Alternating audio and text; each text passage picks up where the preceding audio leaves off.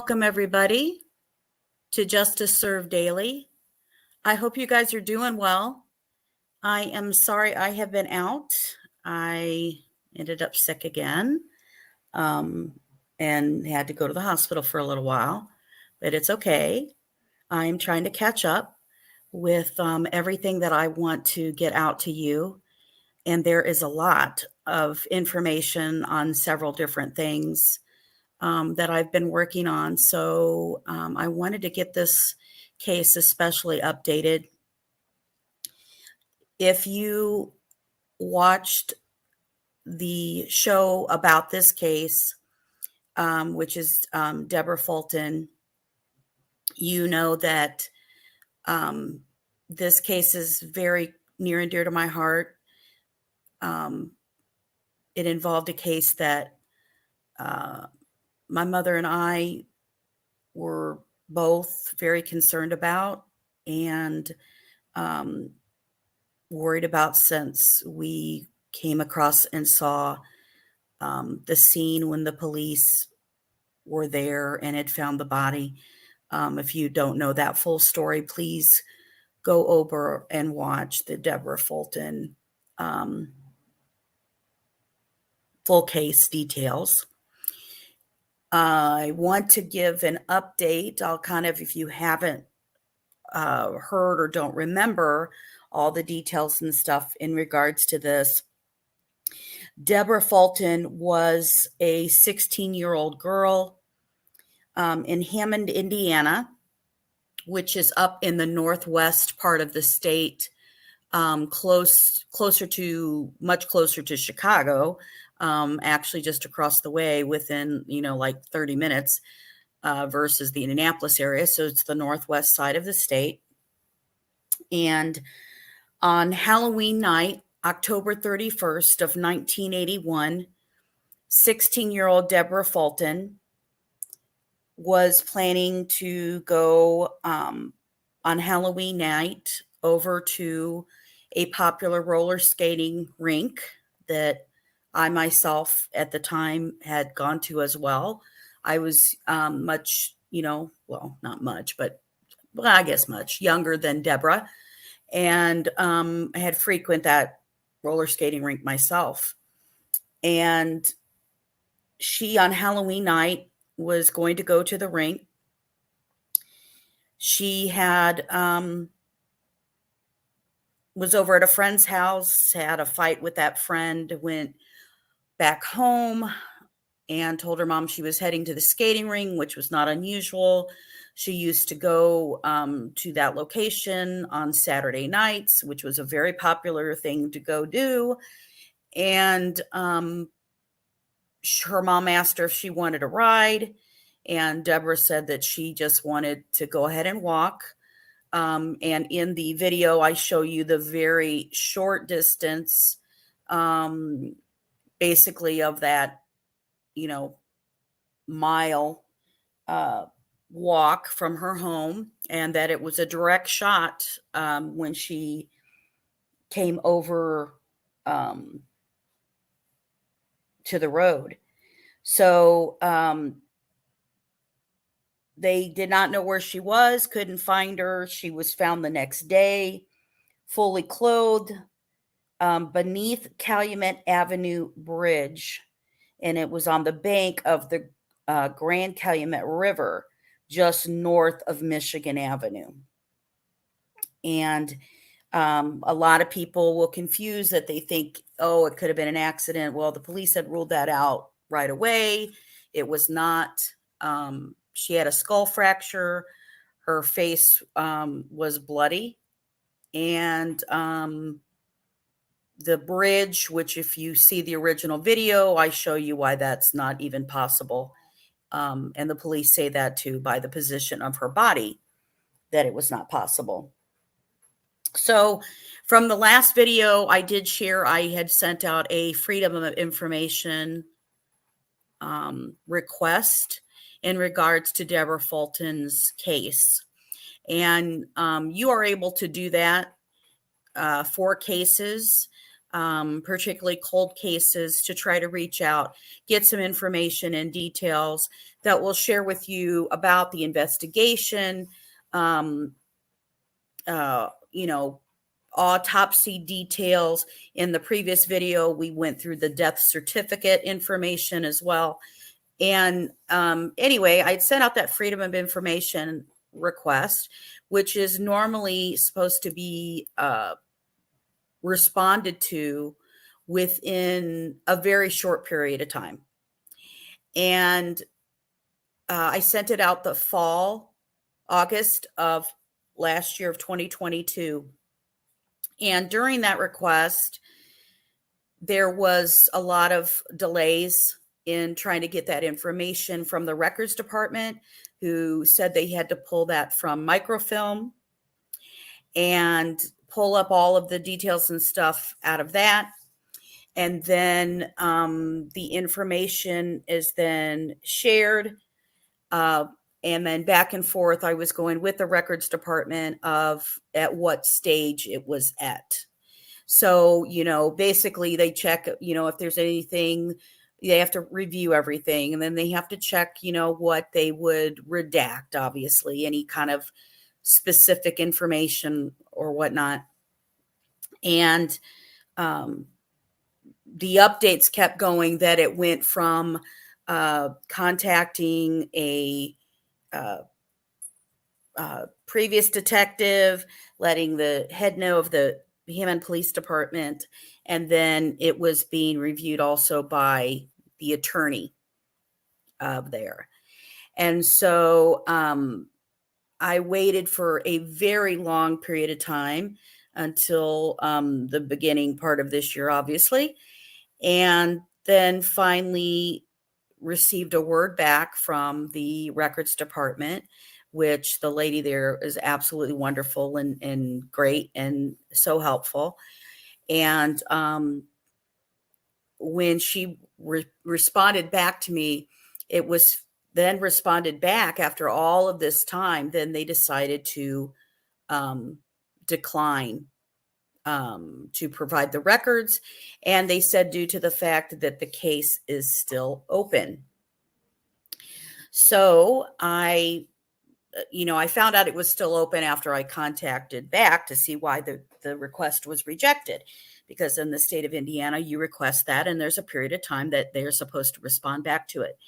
So when I reached back out, that's when I found out that the case is still considered active. So for me, that's good news that they consider this still active and they're working on it. And I, have hopeful feelings that we can find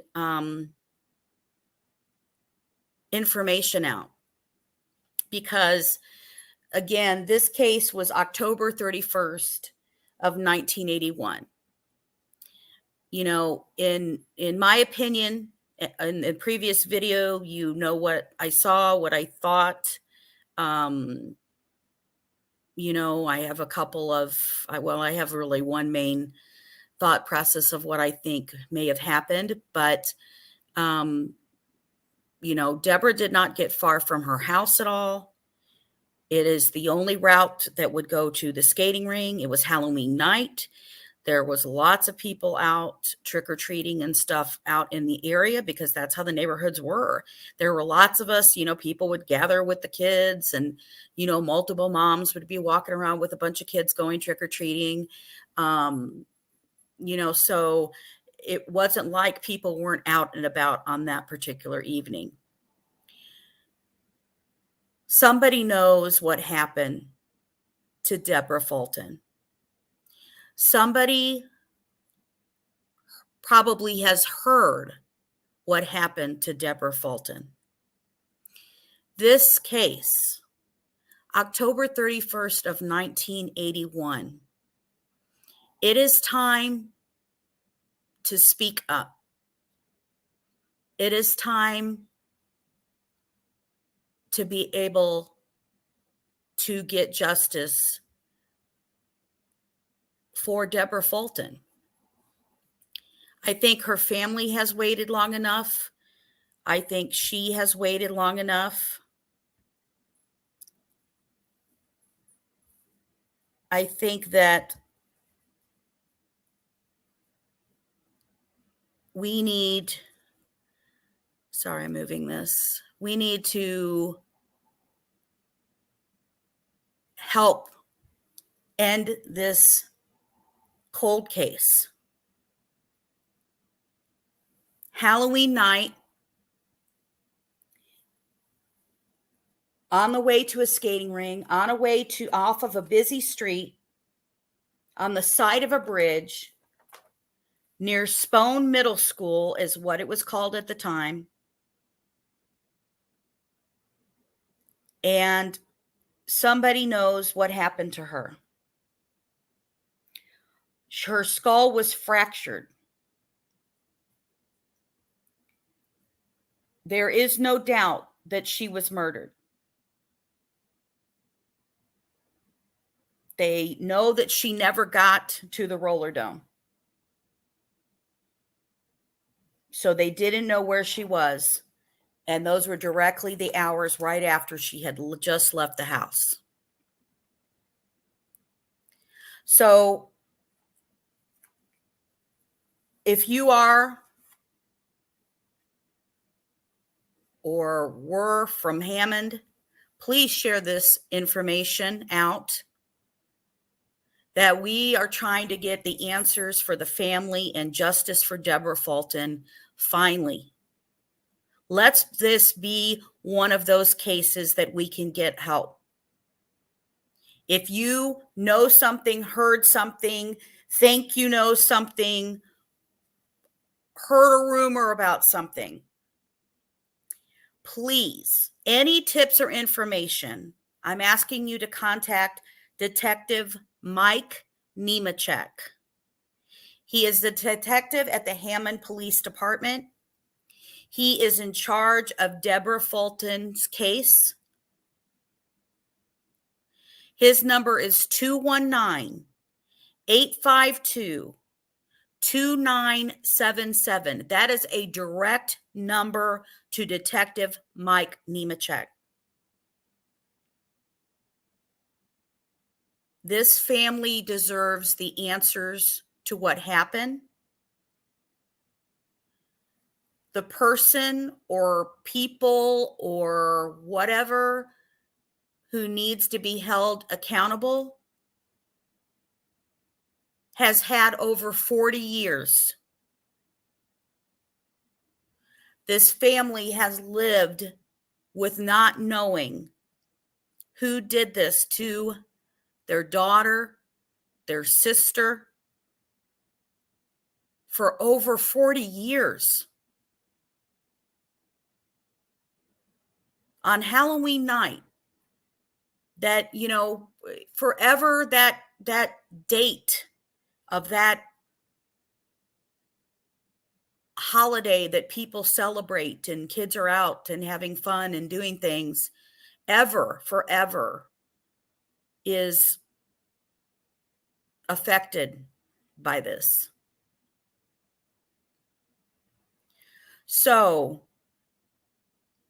people who lived in the area, people who lived in Hammond, people who frequented the roller dome, people who may have gone to Spone Middle School, maybe you were out that night, maybe you saw something, maybe you know something, but you have not said anything. It has been 40 years. It is time to please give this family answers. This case is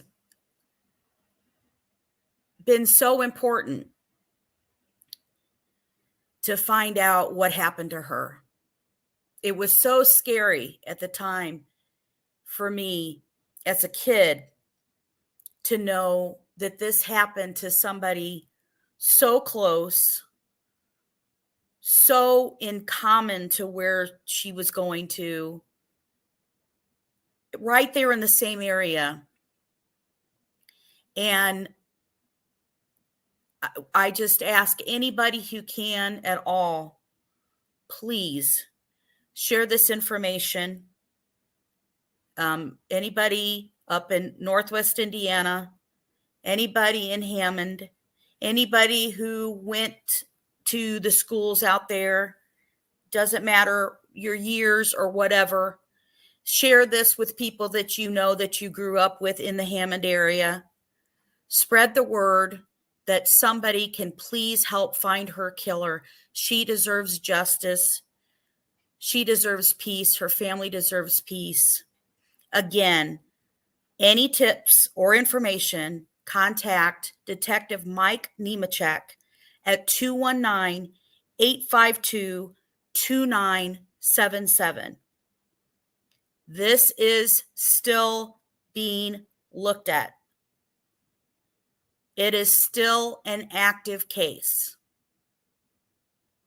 So we need your help more than any. I wanted to make sure that I updated you on what happened with the Freedom of Information Act, the period of time that I waited and stuff for that. I had talked to Detective Mike Memcek, very nice man. I'm hoping that a few more leads or information may help some things. I know, that they're working on things, and that's why they said that the case is still open. So if it becomes that it's closed out or cold, I'm going to stay on it and I will let you know about it. And I don't know. I didn't personally know the family. It was the event that she was found basically towards the end of the block of where I lived at the time. And that next morning when she was found, that, me and my mom had drove over that bridge where the police were, and it affected me and my mom. She's passed quite a bit. And we remembered this case so much. And it's one of the main reasons that I got into true crime, that I liked true crime and followed it with my mom. And this case was one that really bothered us. And that's why I thought, I would bring that up and try to cover it in my own true crime information and try to get help for the case. And I think my mom would be happy about that. So again, I'm glad I could give you this update. This is not it's not a live. It'll look like it's streaming live, but I don't know why it does, because I'm not.